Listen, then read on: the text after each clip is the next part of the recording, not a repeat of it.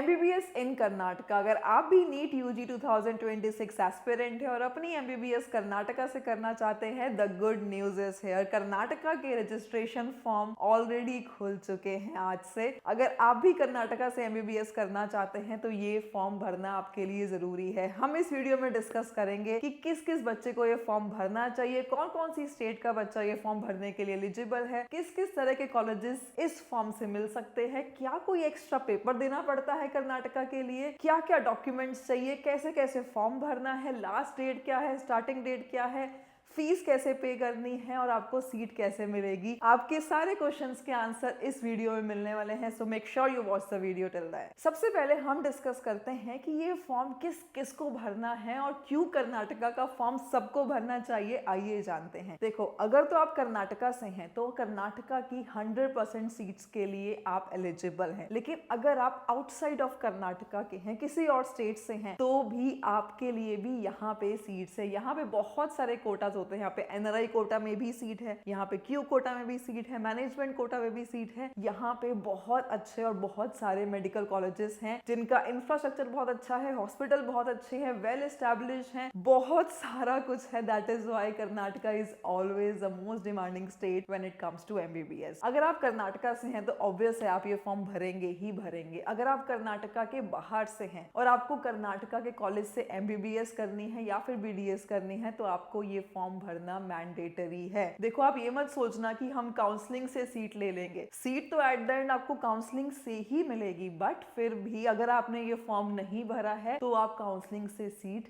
नहीं ले सकते हैं। तो चाहे आप कर्नाटका से हो या कर्नाटका से बाहर के हो, अगर आपको कर्नाटका से एमबीबीएस करनी है तो आपको ये फॉर्म भरना जरूरी है। अब आइए समझते हैं कि कौन कौन से बच्चे हैं जिनको ये फॉर्म भरना चाहिए। Karnataka has something for everyone. तो चाहे तो आप लो स्कोरर हो, मतलब कि आप जस्ट नीट क्वालिफाई करें, या फिर आपका स्कोर आए 600 नंबर के आसपास, हर एक केस में आपको कर्नाटका में सीट मिलेगी ही मिलेगी। रीजन बीइंग यहाँ पे बहुत सारे कोटास हैं और हर एक कोटा की फीस अलग अलग होती है। यहाँ पे आपको सीट जरूर मिलेगी, मन चाहे कॉलेज में सीट मिलेगी, लेकिन आपका बजट डिपेंड करेगा आपके स्कोर पे। अगर आपका स्कोर बहुत अच्छा है, फॉर एग्जाम्पल मैं एक एग्जाम्पल लेती हूँ, आपका स्कोर 550 प्लस है, 600 प्लस है, तो आपको एक लो बजट कॉलेज मिलेगा जिसकी फीस काफी कम होगी। और वहीं अगर आपका स्कोर बहुत कम आता है, जस्ट क्वालिफाई करते हैं आप, तो भी आपको कर्नाटका में सीट जरूर मिलेगी, एमबीबीएस की ही सीट मिलेगी और एक टॉप प्राइवेट कॉलेज में सीट मिलेगी, बट जो उसका बजट होगा वो ज्यादा होगा। बेसिकली यहाँ पे स्कोर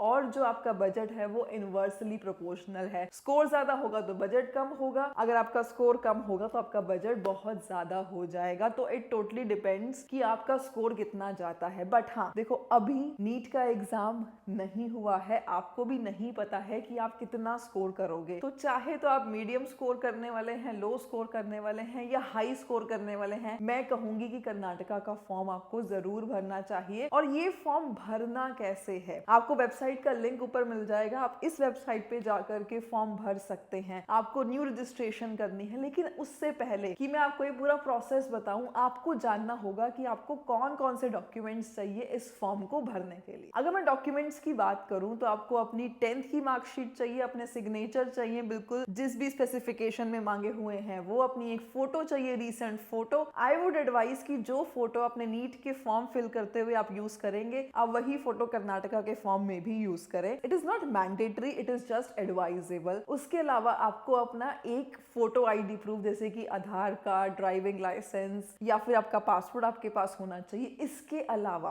अगर आप कर्नाटका के ही स्टूडेंट है, ये डॉक्यूमेंट्स हो गए जो कर्नाटका के बाहर के स्टूडेंट है। अगर आप कर्नाटका के ही स्टूडेंट है और आपको किसी कैटेगरी में अप्लाई करना है तो आपको caste certificate, minority certificate, EWS certificate, ये सारे सर्टिफिकेट भी चाहिए। और अगर आप एनआरआई कोटा से हैं, एनआरआई कोटा के भी डॉक्यूमेंट्स होते हैं। बहुत बार कर्नाटका में एनआरआई के डॉक्यूमेंट्स पहले ही मांगे जाते हैं और बहुत बार बाद में भी मांगे जाते हैं, तो अपने एनआरआई के डॉक्यूमेंट्स भी आपको रेडी रखने हैं। उसके लिए बहुत सारे एनेक्जर्स होते होते हैं और बहुत सारी चीजें होती हैं, जैसे कि आपको फैमिली ट्री चाहिए, आपको कुछ भी डाउट होता है अपने डॉक्यूमेंट्स में, चाहे वो NRI डॉक्यूमेंट में हो या फिर आपको कोई ऐसा डॉक्यूमेंट में हो जो समझ में नहीं आ रहा है कि बनवाना कैसे है, आप हमें कॉल कर सकते हैं। या फिर आपको फॉर्म भरने में कोई भी परेशानी हो तो हम हैं आपके साथ। अब आइए समझते हैं कि ये फॉर्म भरना कैसे है। जैसे ही आप वेबसाइट पे जाएंगे, आप न्यू रजिस्ट्रेशन करके अपनी बेसिक डिटेल्स डाल करके, आई वुड से एक क्लास 12 का बच्चा जो कि आप है, एक फॉर्म को बहुत इजीली भर सकता है। सारी की सारी बेसिक डिटेल्स हैं जो आपको फिल करनी है। बस आपको एक चीज ध्यान रखनी है कि आपके पास ऐसा कोई मोबाइल नंबर होना चाहिए जिस पे OTP आए, जो चेंज ना हो, और साथ ही नोटिफिकेशंस के लिए आपके पास एक ईमेल होनी चाहिए जो एक यूनिक हो, मतलब कि वो सिर्फ आप ही यूज कर रहे हो, कोई और यूज ना कर रहा हो। तो ये चीज आपको ध्यान रखनी है। और सारे डॉक्यूमेंट्स जो मैंने आपको बताए हैं उसके क्लियर स्कैन आपके पास अवेलेबल होने चाहिए, क्योंकि कर्नाटका में document verification is a big thing. Karnataka में सारे के सारे ओरिजिनल डॉक्यूमेंट का स्कैन ही आपको अपलोड करना है। ऐसा नहीं करना है कि उसके आसपास का कोई डॉक्यूमेंट अपलोड कर दे, क्योंकि कर्नाटका में आपका फॉर्म रिजेक्ट हो जाएगा अगर कोई भी ओरिजिनल डॉक्यूमेंट का स्कैन आपने अपलोड नहीं किया है तो। और साथ साथ बहुत ही कॉम्प्लेक्स फॉर्म रहता है। कॉम्प्लेक्स इन द सेंस की डिटेल्स तो बेसिक हैं लेकिन बहुत लंबा फॉर्म रहता है। तो अगर आपको कभी भी लगता है कि आप फॉर्म्स नहीं भर पा रहे, नहीं समझ में आ रहा है, although we will make a separate video कि वो फॉर्म भरना कैसे है, बेशक आप वो जाकर के देख सकते हैं। बट आपको कहीं भी लगे कि नहीं समझ में आ रहा है, कौन सा अनेक्जल लगना है, कौन सी कैटेगरी फिल करनी है, क्या क्या करना है, तो हमें कॉन्टैक्ट कर सकते हैं। और स्पेसिफिकली NRI कोटा के केस में बहुत ध्यान से ये फॉर्म भरना है। And the good news is कि यहाँ पे Q कोटा भी होता है, मतलब कि अगर आप एक्स्ट्रा पैसे दे करके कोई भी कॉलेज लेना चाहते हैं, आपको कहीं ना कहीं मिल जाता है। बेसिकली Q कोटा की जो फीस होती है वो काफी ज्यादा होती है, इसलिए टॉप मेडिकल कॉलेजेस भी